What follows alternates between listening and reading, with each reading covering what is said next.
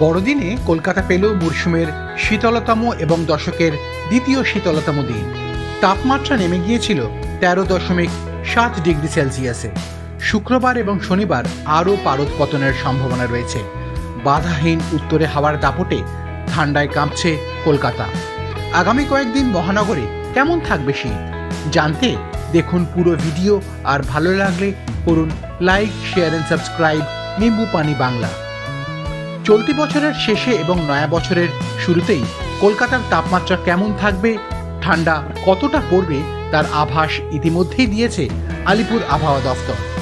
আগামী 1 জানুয়ারি পর্যন্ত কলকাতার সর্বনিম্ন তাপমাত্রা এবং সর্বোচ্চ তাপমাত্রা কত থাকবে একবার দেখে নেওয়া যাক।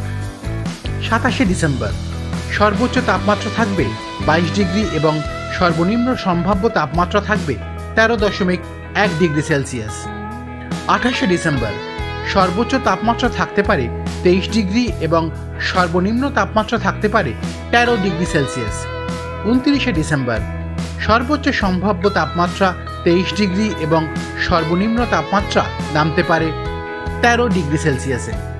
30 ডিসেম্বর সর্বোচ্চ তাপমাত্রা পৌঁছতে পারে 23 ডিগ্রিতে এবং সর্বনিম্ন তাপমাত্রা 13 ডিগ্রিতে নামতে পারে। 31 ডিসেম্বর সর্বোচ্চ তাপমাত্রা থাকতে পারে 23 ডিগ্রি এবং সর্বনিম্ন সম্ভাব্য তাপমাত্রা 13 ডিগ্রি সেলসিয়াস। 1 জানুয়ারি সর্বোচ্চ তাপমাত্রা হয়তো 1 ডিগ্রি বেড়ে হতে পারে 24 ডিগ্রি এবং সর্বনিম্ন তাপমাত্রাও তাই 1 ডিগ্রি বেড়ে থাকতে পারে 14 ডিগ্রির আশেপাশে।